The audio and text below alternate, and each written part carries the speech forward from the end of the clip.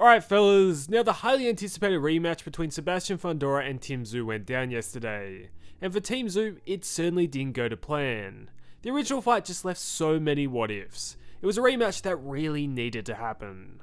This fight for the Tszyu camp was the ultimate opportunity to right their wrongs.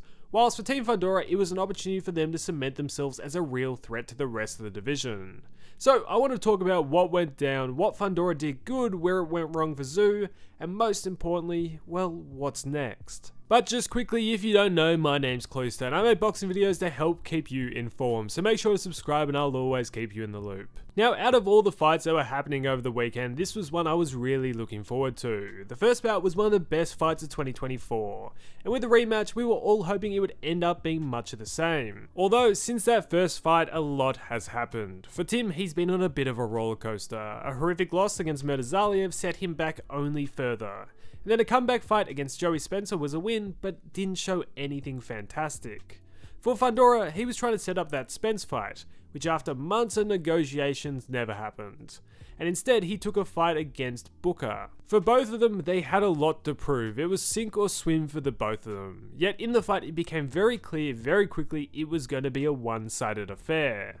The first time round, Fundora had a matter of days to prepare for Tszyu, after Thurman pulled out at the last minute. This time round, he had a full camp preparing for Tszyu, and was versing a Tszyu which seemed like a shell of his old self. Unfortunately, Tszyu didn't come out looking like he used to. He came out looking tight, nervous, and boxing in a similar way to how he did against Zerafa, and that resulted in a knockdown in the first. After he got back up, it became more apparent that the Tszyu we were used to wasn't the one we were going to see tonight. There were little to no feints, he was flat-footed, and seemed to just be looking for a lucky punch. It became quickly apparent that Fundora had also improved significantly, and was just a puzzle too hard to solve for Tim. As the classic saying goes, styles make fights.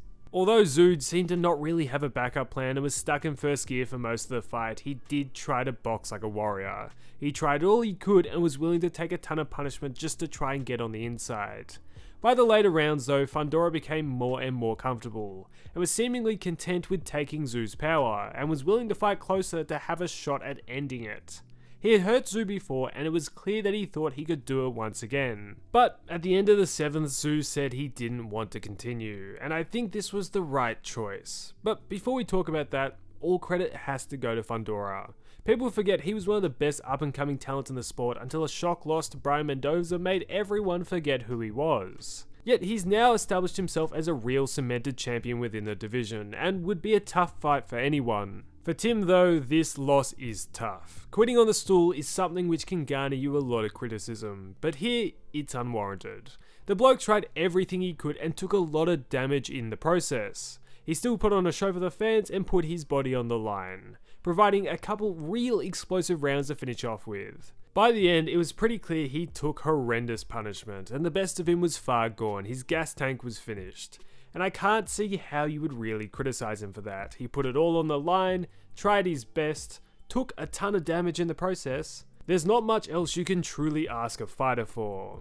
But now, although I'm an Aussie, I've been a vocal critic of Tszyu in the past. Less so Tszyu himself, more so his management and promotion. But I'll get into that in a second. Although I haven't always been the biggest supporter of him, what I recognise is the way he went out is nothing to be ashamed of. Yet what I've been surprised at is the response of the media and several key boxing figures to this bout. Of course, there was Turkey's tweet that was really just kicking a man while he was down, which he quickly pulled down after a horrendous backlash. For Turkey, I think his less than positive views of him have more so come because of not so great business dealings with his camp. That's at least what I think. But obviously by pulling his tweet quite quickly, he probably knew what he said wasn't right. But on another page, what I've also been amazed at is the reaction of the media. Now, I won't go on too much about it, but there has been some tragic media coverage of this, in Australia especially. In Australia, boxing doesn't get too much airtime, but this fight certainly did get its fair share, surprisingly. There was an article that I really want to point out in our national de facto newspaper, The Australian, titled Quitsville Population Zoo by journalist Will Swanton. And personally, I think this horrifically missed the mark. He questioned why Tszyu didn't keep going, why didn't he continue, and threw around solutions such as he just needed a more enthusiastic corner, referencing Rocky, and even cricket, which, let's be real, has nothing to do with boxing. To me, that kind of shows the disconnect in mainstream boxing coverage. It's not just unhelpful, it's unfair to shame fighters who genuinely risk their lives in the ring just because they didn't go out cold. To me, this is just another example of the kind of coverage that does more harm than good to the sport. But anyway, more back on the track, what's actually next for the pair? Well, for Tszyu, to me, there's one clear route he should take. That's moving up a division to middleweight and challenging fellow Australian Michael Zerafa, who is currently ranked number 8 with the WBA. If you don't know, this is one of Australian boxing's biggest rivalries, which was meant to happen years ago, yet Zerafa pulled out last minute, and since then, he's been chasing the fight ever since. This fight is surprisingly probably a borderline stadium fight in Australia, and if it happened, it would be huge. And I want this to be next because I don't think Tszyu can make a successful run again at 154, but at 160 he could. Fight Zerafa, more local level fight, beat him, gain confidence again, take his ranking, and then challenge the 42-year-old champ in Lara. Now, Lara is no slouch, but he's Tim's best chance at getting back a belt. Lara is with PBC and would take a big money fight instantly. This is simply the path that Tszyu and his promoters should go down. Although what I fear might be next is his promoters putting him against a cherry pick they bring out to Australia from Whoop Whoop, and then throwing him in the ring with Keith Thurman, which is a fight I just can't see him winning. His camp is fantastic at building him up, but when it comes to choosing the right big fights, they just miss the mark. So I hope they go for a run at middleweight, but I kind of expect them to go with something stupid like a Thurman matchup.